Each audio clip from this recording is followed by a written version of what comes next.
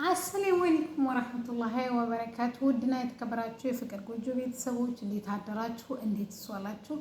ሁላችሁንም እንደ ሰዓት አቆጣጠራችሁ ሰላም ሰላም ብያለሁ ማለት ነው። ዛሬ እንግዲህ ይዤላችሁ የመጣሁት አፍላ ፍቅርን 221 ነው ማለት ነው። እነሆ እንድትከታተሉ በአክብሮት ጋብዛለሁ ማለት ነው። ወዳችሁና ፍቅራችሁ ስለምትከታተሉኝም ከልብ አመሰግናለሁ ማለት ነው። ዛሬ እንግዲህ በጣም የሚገርመው ነገር ይቺ ተንከሲስ ጸጋ ማለት ነው አደፍርስና አግኝተዋለች ማለት ነው። በሚያሳዝን ሁኔታ በየዋህነታቸው ገብታ ማለት ነው ድጋሚ ስልኩን ማግኘት ትችላለች ማለት ነው። ዛሬም በድጋሚ እንግዲህ አደፍርስ እግር ስር ቁጭ ብለው ወይም እግሩ ስር ወድቀው እያለቀሱ ነው ቤዚቲና ቹቻ ማለት ነው። ከዚህ በፊት እንግዲህ እንደምናስታውሰው ካፌ ላይ ቀጥሯቸው ሄደው እግሩ ስር ተደፍተው እያለቀሱ እያለ እሱ ግን አልፈልጋችሁም ብሎ ወይም አልሰማም ሚጢጢ እንደተውላችሁ አልችልም ብሎ ጥሏቸው ሄዶ ነበር ማለት ነው። ዛሬ ግን ገጠመኙ እግሩ ስር ተንበርክከው ሲያለቅሱ ቀስቴ መቶ ገብቶለታል፣ ጥርሱን አውልቆለታል በቦክስ ማለት ነው። ይሄ ብቻ በቂ አይደለም። ሚጢጢን ወስዳለሁ ብለህ ድጋሜ ብታስብ እገልሃለሁ ብሎታል ማለት ነው። ይሄ ሁሉ እንግዲህ ምንም ብትል ቀስቴ ከሸቤ መቼ ተፈታ፣ ከእስር ቤት መቼ ተፈታ ነው። እናም የምወስደው ነገር ግልጽ ነው። ማንም መንግስት ያለበት አገር ላይ ነው ያለ ነው። ስለዚህ ሚጢጢ የኔ ልጅ ናት፣ ስለዚህ ወስዳታለሁ ብሏል ማለት ነው። ቹቻም እንግዲህ በመመፀን ማለት ነው እኔ እንደፈለግ አድርጌ አሳድጋታለሁ ብላለች። በየሰው ቤት ልብስ እያጠብሽ ነው ወይ የኔ ልጅ የምታሳድጊያት ብሏታል ማለት ነው። እንግዲህ እስከ ዛሬ እንዴት አድርጋ እንዳሳደገቻት ምንም ነገር ሳይጎልባት ሚጢጢ እናትም አባትም ሆና ያሳደገቻት ሚጢጢ ዛሬ አልፎልኛል እና ምካሎት ሰብኳት ብሎ እንግዲህ ድርቅ ያለው መኮንን እንትና ማለት ነው አደፍርስ ማለት ነው። እንግዲህ ጸጊ ደግሞ ማለት ነው ጊዜው ሲደርስባት በጣም ጨንቋት ነበረ። ስለዚህ ስልኩን ከማን ማግኘት እንዳለባቸው ግራ ሲገባቸው እንትናን በአባቱ ታስፈራራና በድጋሚ ማለት ነው ዳግምን ማለት ነው። ዳግም እንግዲህ እኔ እንግዲህ ወደ ልረዳሽ መጥቻለሁ ብሎ ቹቻዬ ማለት ነው እንግዲህ በጣም ታውቃለህ። ምክንያቱም እኔ እህቴን ለማሳደግ ምን ያክል ዋጋ እንደከፈልኩ ልጅነቴን ሳይቀር መስዋዕት ከፍዬ ነው። እንዴት ታዲያ እህቴ ስትወሰድብኝ ቆመህ ታያለህ? ምንም ነገር እንዴት ልታግዘኝ አልሞከርክም ብለው ነበረ ከዚህ በፊት። ስለዚህ እሱ ደግሞ እንግዲህ ዛሬ ላግዝሽ መጣሁ ብሎ እንግዲህ በውሸት ማለት ነው ያው እንግዲህ ለጸጋ አሳልፎ አደፍርስን ሰጥቷን ማለት ነው። ይሄ እንኳን ምንም አይነት ግንኙነት እንደሌላቸው ቢያውቁ ኖሮ ወይም ቢነግሯቸው ኖሮ ማለት ቢነግራት ኖሮ ይሄ ሁሉ ነገር አይፈጠርም ነበር ማለት ነው።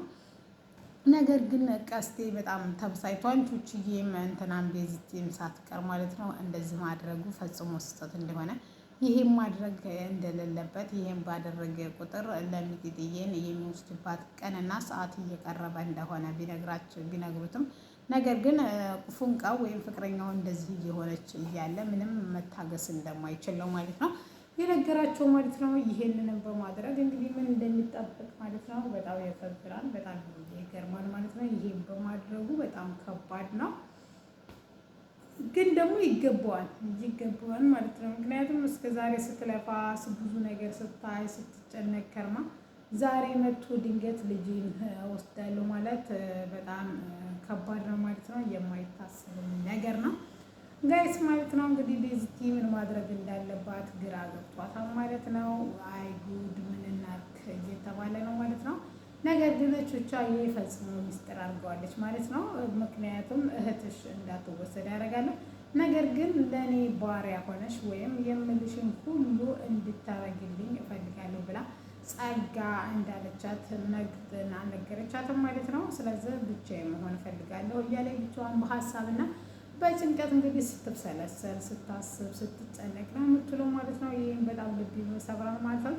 ሄሉም ማድረግ የሚችሉትን ነገር ተነግራቸው የምትችለውን ነገር እንድታግዛቸው ፈቃደኛ እንደሆነ እንዲነግሯት፣ ነገር ግን የሚታገዝ ነገርም እንደሌለና ፈጽሞ ደግሞ ይሄ ነገር ምንም ያኔ መፍትሄ እንደሌለው ቤዚቲ ነግራታለች ማለት ነው።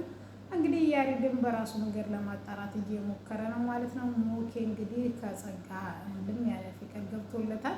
ስለዚህ እንኳን አደፍርስን አይደለም ዓለምን ያዝልኝ ብለው በቁጥጥር የሰራው የሚያደርገው ስለዚህ እንኳን አባትን በማለት ነው ዳግምን የሚያስፈራራችሁ ማለት ነው። እንግዲህ ረዱና ሄሉ ማለት ነው ዛሬ እንግዲህ ዳግም ማለት ነው ሄዱ ጋር ሄዶ ማለት ነው ዳጊ ማለት ነው ሄዶ ምን አለ፣ ለምንድን ነው ይሄን ስራ እያደረግሽ ያለሽው? በእኔ ምክር ልሰጥሽ ነው የመጣሁት። ምክንያቱም በእኔ ግፈቻና ወይም በእኔ ጥላቻና በእኔ ፍቅር እንድትሰቃይሽ አውቃለሁ። ነገር ግን ይህን አረግሽ ብሎ የቀጥታ መሄድ አልነበረብሽም ወይም ካሌብ ጋር ያደረግሽው ነገር ልክ አይደለም ይላታል ማለት ነው። ምን አደረግኩ ስትለው ከፍቅር ግንኙነት እንደጀመርሽ አውቃለሁ ይላታል ማለት ነው። እሷም እንግዲህ ረዱ ማለት ነው እኔ ጠየቀኝ እንጂ ገና አልተቀበልኩትም ብለዋለች ማለት ነው። ይህንንም እንትን ባለዋለችው ማለት ነው። ዳግም ደስ ብሎታል። ምክንያቱም ለጽሩን ትንሽ ከፍ ዝቅ እያደረገ ሙድ ይዞባታል ማለት ነው። ሁሉንም ነገር መታ ለጀሪ ትነግራታለች። ያደረገችው ነገር ጥሩ እንደሆነና ወደፊትም መቀጠል እንዳለበት ትነግራታለች ማለት ነው። በዛ ላይ ደግሞ እንግዲህ ብዙ ነገር የምታማክራት እንትና ማለት ነው። ምን ማድረግ እንዳለባቸው ግራ ገብቷቸዋል ማለት ነው። ይሄ ሁሉ እንግዲህ ኢዮስያስ ደግሞ እንዴት ለእንትና ቴክስት የጻፈው እሱ ነው ብለሽ ትጠረጥሪያለሽ ብሎ በጣም እንትን ብሏታል ማለት ነው። እሷም እንግዲህ እሷ እንዳልጻፈ እሱ እንደጻፈ ነች የምጠረጥረው። ምክንያቱም እኔ ከአንተ ውጭ ሌላ ሰው የሚያስቸግረኝ የለም፣ አንተ ነህ የምታስቸግረኝ። ስለዚህ ለዚህ ሁሉ ተጠያቂ አንተ ነህ በማለት እንግዲህ ተንብላበታለች ማለት ነው። እሱም እንግዲህ እኔ አይደለሁም፣ ስለዚህ እኔ ልሆንም አልችልም በፍጹም። ስለዚህ እባክሽ እንዴት ይሄን ስታስብ ይቻልሽ ብለህ ሄቨን እንግዲህ ብዙ ነገር እንዳታደርጋትና በህይወቷ መውጣት እንደሌለበትና ብዙ በቃ ተንግዲህ ወዲያ ስትጀምር መገናኘትም እንደሌለባቸው ስትነግረው፣ ኢዮስያስ ግን ፈጽሞ ቤቲም ትታኛለች። ተንግዲህ ወዲያ ከአንቺ ጋር እንዲሆን ደስተኛ ናት። ስለዚህ ለምንድን ነው አንቺ ይሄን የምታደርጊው? ለምንድን ነው እየገፋሽኝ ያለሽው? ይላታል ማለት ነው። እሷም እንግዲህ እየገፋችው እንዳልሆነና እንደማትፈልገው ትነግረዋለች ማለት ነው። እንግዲህ ጄሪ ደግሞ እንግዲህ ረዱ ስማታለች ጉንጯ ማለት ነው። ያም ይሄም እየመጣ ይስመኛል እንዴ ምንድን ነው ትንሿ አይተንፍሱ ብላ እንግዲህ ጉንጯን እንትን ብላለች ማለት ነው። እንግዲህ ሁሉ እየሆነ ያለው እንግዲህ ያው በሬዱ ምክንያት ነው ማለት ነው። ሄሉ ደግሞ እንግዲህ ከእንትና ጋር ማለት ነው ያው የፍቅር ግንኙነት ሳይሆን የውሸት የፍቅር ግንኙነት ጀምረዋል ማለት ነው። እንግዲህ እሱም ወደ ሀገረኛውም ወደ አራዳውም እያለ ነው ማለት ነው። ይህ ሁሉ ነገር ግን እንትና ደግሞ ትንሽ ቅር ብሎታል ማለት ነው። በጣም ደስ የሚለው መሲና እንትና ታርቀዋል ማለት ነው። ናታን ማለት ነው። ምክንያቱም ግራ ገብቶታል ልጁ ምን ማድረግ እንዳለበት ራሱ በጣም ጨንቆታል። ምን ላድርግ፣ ምንድነው ጥፋቴ ስህተቴ ብሏል ማለት ነው። ደስታ ከረሜላውን ከስንት ፍለጋና ከስንት ስቃይ በኋላ ቃጭል እንግዲህ 3000 ብር ከፍሎ እንዲወስድ አድርገዋለች ማለት ነው። 3000 ብር ከፍሎ እንግዲህ ለመሲ ደስታዋን እንትን ብሏታል ማለት ነው። እሷን ቤስት ፍሬንዷን በማፍቀሯ እና እንዴት ፍቅሯን መግለጽ እንዳለባት ግራ ገብት ብሏታል። አፈቅርሃለሁ ብትለው ጓደኝነቷንም ጭምር ማጣቷን ስታሰብ ፈጽሞ ይቅርብ ትላለች። እንዲሁም አልፎም ደግሞ ያው ታትነግረው ደግሞ ብትሸሸው ደግሞ ጥፋቱን ሳያውቅ ልጁ በጣም የጥፋተኝነት ስሜት ምን ላጠፋውስ ጥፋቴስ ምንድን ነው ብሏል ማለት ነው። ይህ ሁሉ እየሆነ ያለው እንግዲህ ፍቅሯን በመደበቋ ነው ማለት ነው። እንግዲህ ካሌብ ደግሞ ማለት ነው ለጆን ማለት ነው እስከ ዛሬ እዚህ ትምህርት ቤት ከገባን ጀምሮ በጣም ጓደኛሞች ነን፣ በጣም ጓደኛሞች ነን ማለት ነው። ስለዚህ እንዴት ቴኳንዶ እንደምትሰልጥን አትነግረኝም?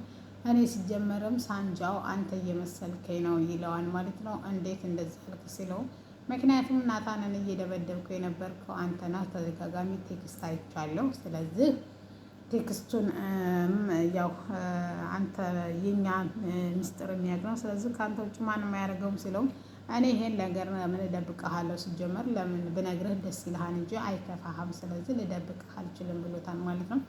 እና ውድና የተከበራችሁ የፍቅር ጎጆ ቤተሰቦች ለዛሬ ይዤላችሁ የመጣሁትና ይሄን ይመስላል ማለት ነው። እኔ ጸጋ የሆነ ነገር ማለት ሀሳቧን ሴራዋን ሳትጨርስ የሆነ ሰው መጥቶ እነቹቻ ማለት ከማልቀስና ከንትን ብዙ ነገር ማድረግ ይችላሉ። መከታተል ኢቭን ራሱ ማገት ራሱ ምናምን ይችሉ ነበረ። ጸጋ ቤዛን እንትናን ማለት ነው።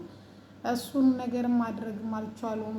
መኮንንም ወይ ስልኳን አልጠለፉ ምንም እያደረጉ አይደለም። ነገር ግን ባለቻቸው መሰረት እየተጓዙ ነው ማለት ነው። ከዚህ የተሻለ ነገር ማድረግ ይችሉ ነበር። ቹቻም በጣም ጠንካራ ጎበዝ ልጅ ናት።